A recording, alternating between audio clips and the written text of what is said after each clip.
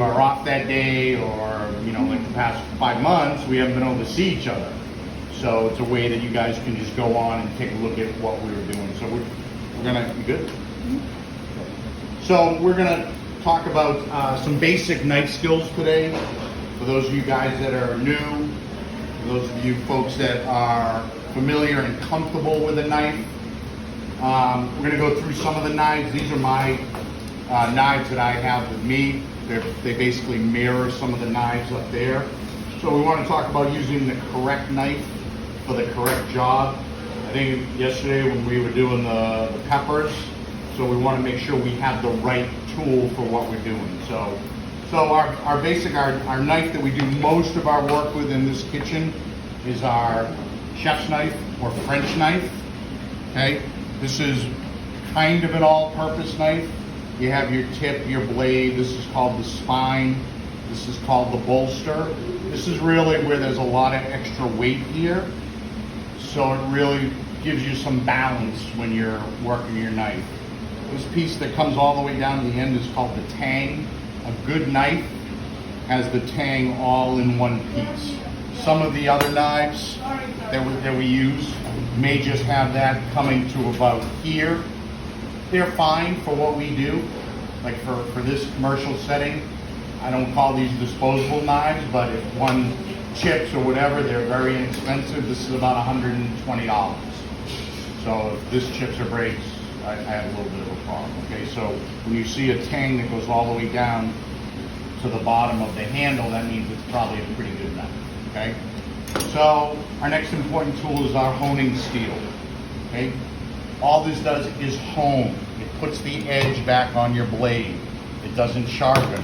For that, we use a stone. You can see here, two different coarsenesses. You'll have a thicker, coarse grain that you'd start with, and then a finer one. It's almost like sandpaper. They would take all the final burrs off of it. These come in all sorts of different varieties. Sometimes there'll be 3 stones. But this will put the edge back on your blade. This will basically take the burrs. As you're chopping a lot, you create these little feathers like this on the edge of your blade. If that's right there, we basically want to just straighten it back up. Okay, so we have a professional service here that comes in twice a month.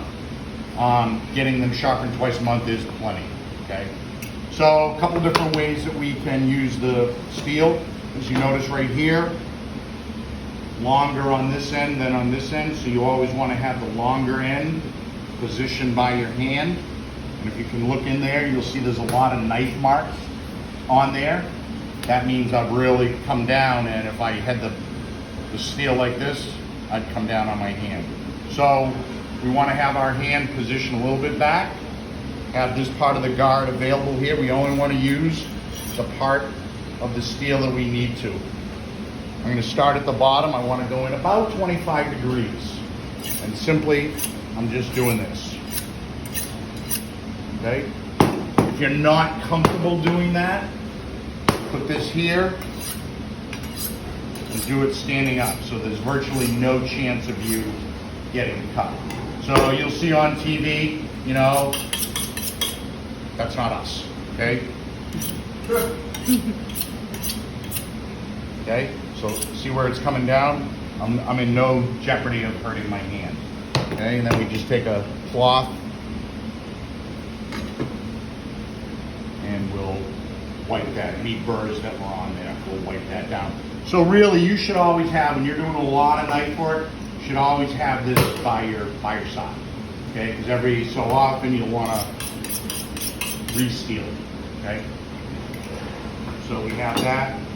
We have 2 different paring knives right here.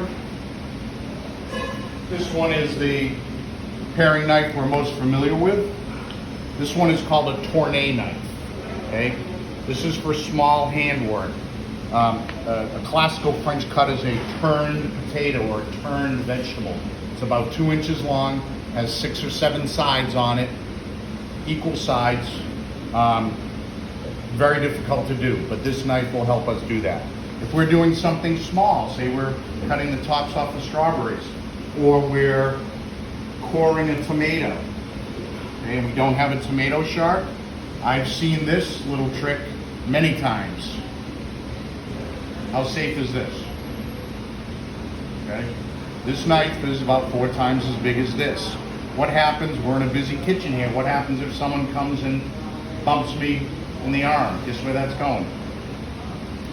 It's my hand. I do have a cut glove on, safety glove, should all be wearing. Okay, that helps with this, not so much with this. Okay, so if we don't have that tomato shark, what I'll do is I'll position my thumb right here. I'm going to come in at a little bit of an angle, and all I'm going to do is move that around and pour my out. Okay, not using this freehand, and I'm only exposing that much of the blade. All right.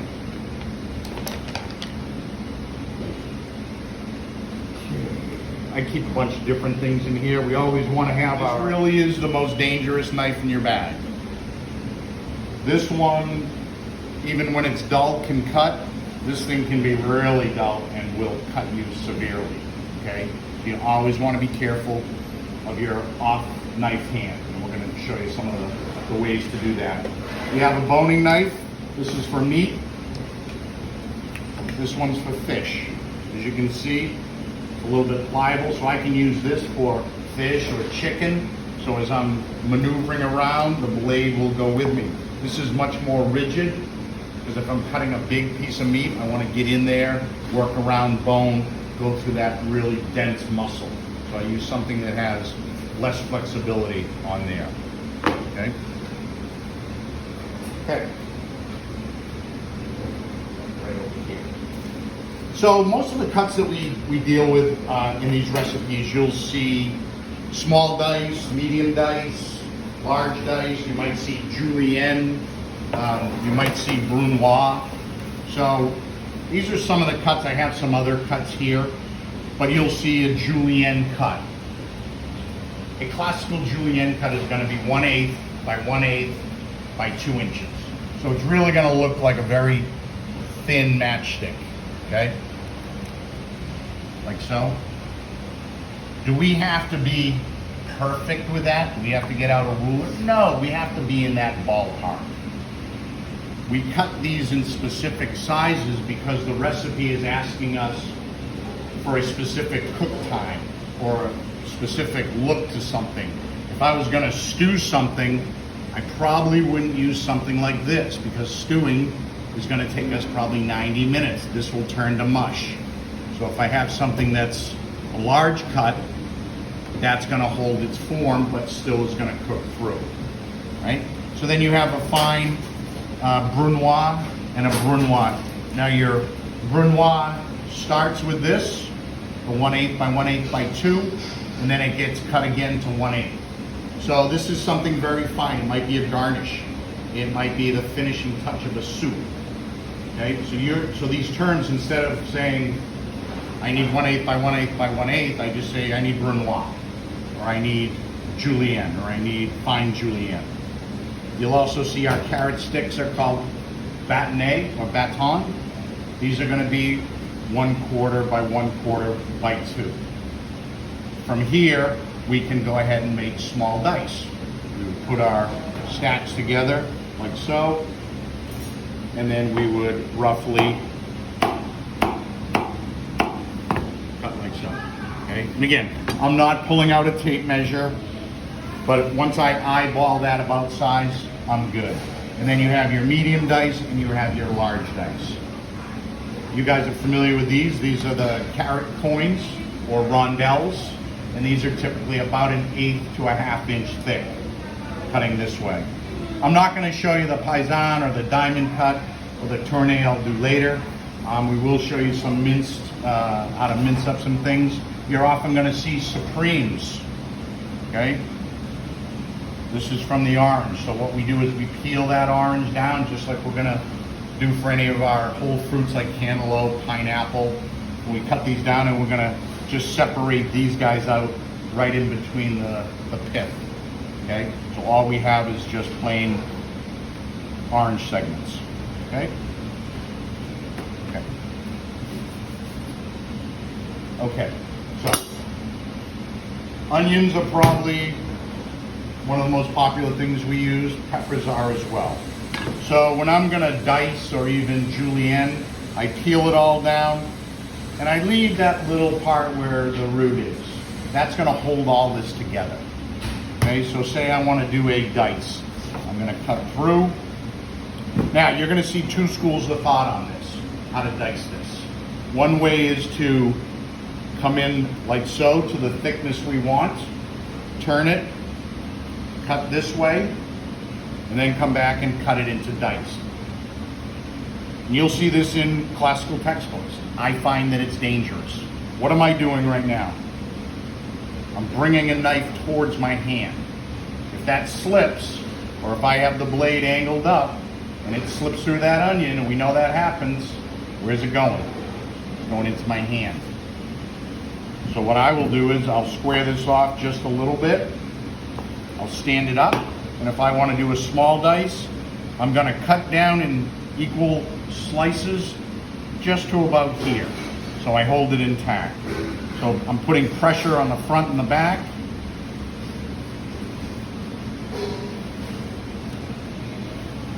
Okay, so I've made my initial cuts like so.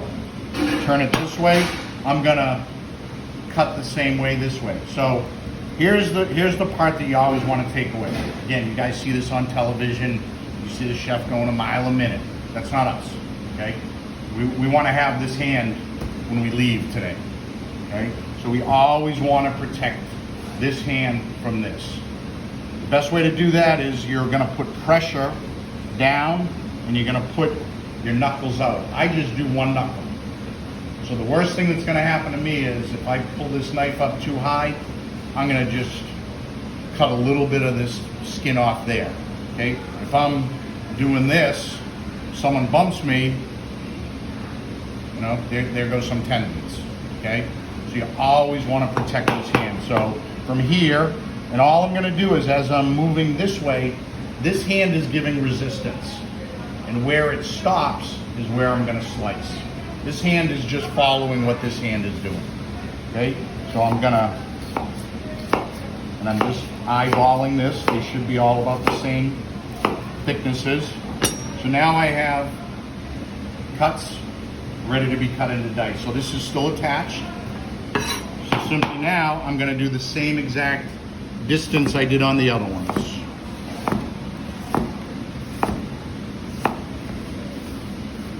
And then when I come down to here,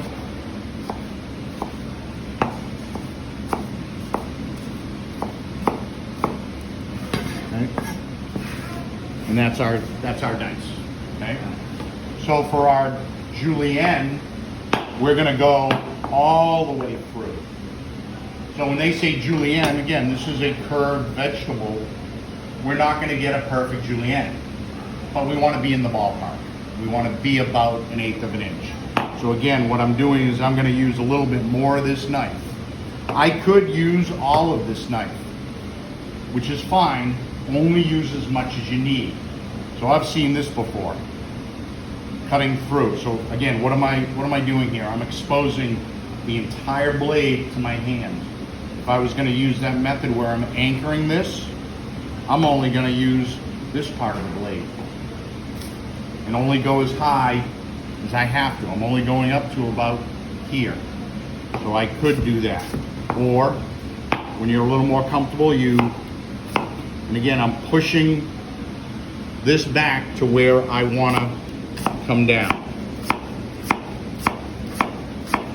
Okay, now I want to anchor this a little better. Once you start cutting, this is getting taller, yet slimmer here. I want to turn it over because I want to anchor this so it's a little more stable for me. Okay.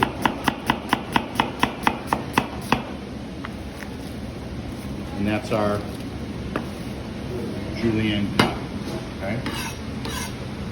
And we do that with all these vegetables. So yesterday, again, we saw cutting the stem out like so, like this. You want to, I go about halfway down. I pop one side out, I pop the other side out.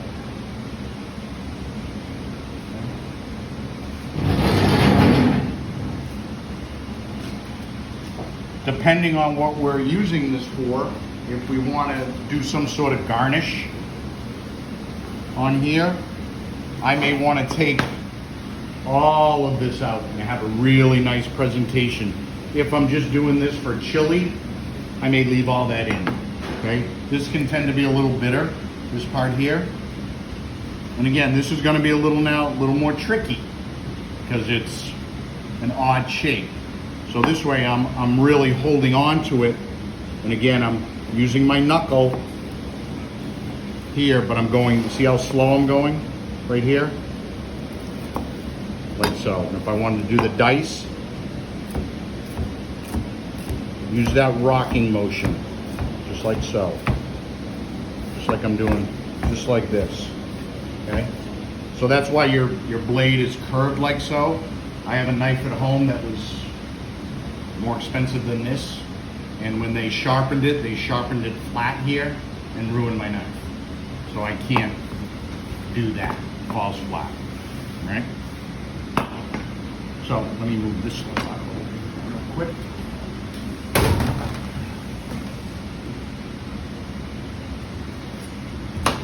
So I want to show you, we cut a lot of fruit here. And we cut cantaloupe and honeydew and pineapple. We want to cut this all the same way. So the first thing I'm doing is taking the crown off. And when I'm done with this, I want this to look like a football, not a soccer ball, okay? And I'll show you that. So what I do is I'll just cut what I need to cut this off so I'm stable. And my first cut is gonna start about here and should end about in the same place. What I see is this, where you get little chiseled pieces off and it looks like a soccer ball. So we want football, not soccer ball. Okay, so my first cut's gonna be probably the widest cut, just so I can see where I am here. So now I'm gonna probably make about 7 more slices down here. And I'm only gonna use this part of my knife because I wanna see where those thorns are right here, and I just wanna come inside of those. And again, I'm starting here and curving it when I get to the bottom, okay?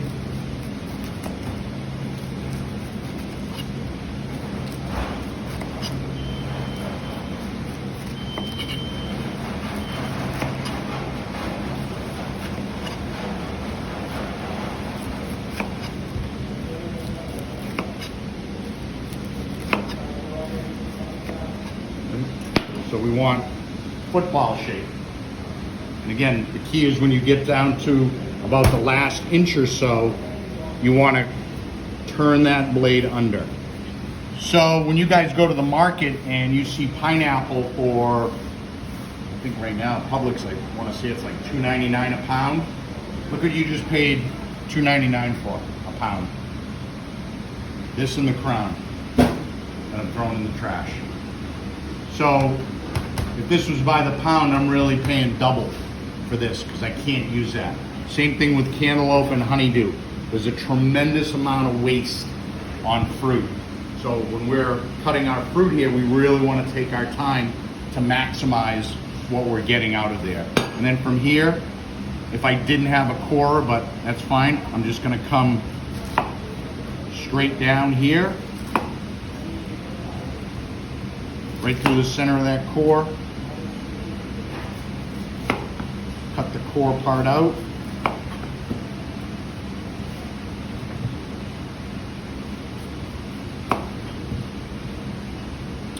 And depending on what we were doing, if we were making a fruit platter, I might leave them in this size where I would just, like so. For us, when we're making our fruit cups, I might want to make these a little smaller. And remember, always try to have the flat side on your board, because now it's not going to move around on you. And again, I'm moving this back, always knowing where this knuckle is, like so. Okay. Again, don't worry about being fast. Worry about being safe. Speed comes when you're comfortable with the knife. That will come in time, okay? So the key elements, again, when we talk about this is safety, using the correct knife for the right job. If you're not sure, please ask. But I really don't ever want to see, you know, this again. Or, you know, here's my other favorite one, is this. Okay? I had a student in one of my classes before that was taking the pit out of an avocado. And how do we do that? We just whack it right here. Okay? She had an avocado that was so ripe that her knife was so sharp it went through the pit, severed the tendons in the palm of her hand. She had to have 2 surgeries on her hand. So all we do is do this, give it a twist. Okay? Just like that. So we can cut this a couple of different ways. I would suggest using a spoon, but here I'm just going to use a very small part of my blade. So if I want it diced, I'm just going to run this right to the skin, and then, do we have a spoon in here? No? Do we have a spoon right over there? Yeah. Anything over there is fine. Scoop. Yeah. Like that. So then all I would do is simply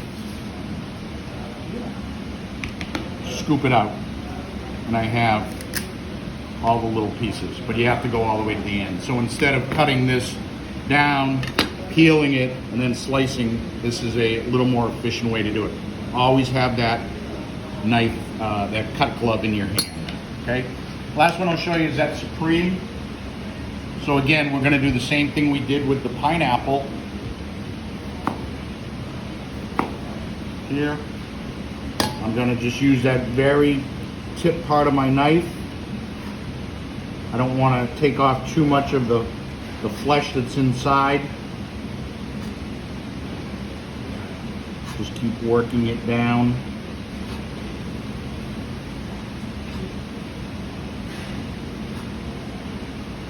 Okay, so now, as you can see, I didn't waste too much of that flesh.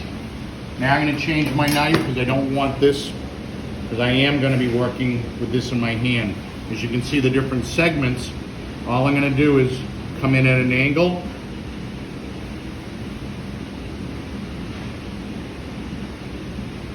and cut it out.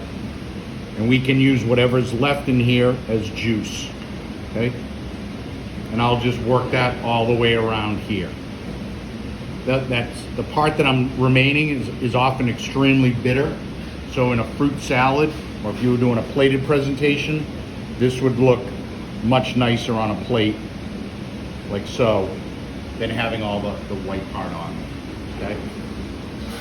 So those are just some of the basics. Again, for our purposes here, we do spend most of our time and effort on small dice, medium dice, large dice, Brunoise, and Julienne, okay? But again, safety is first and foremost.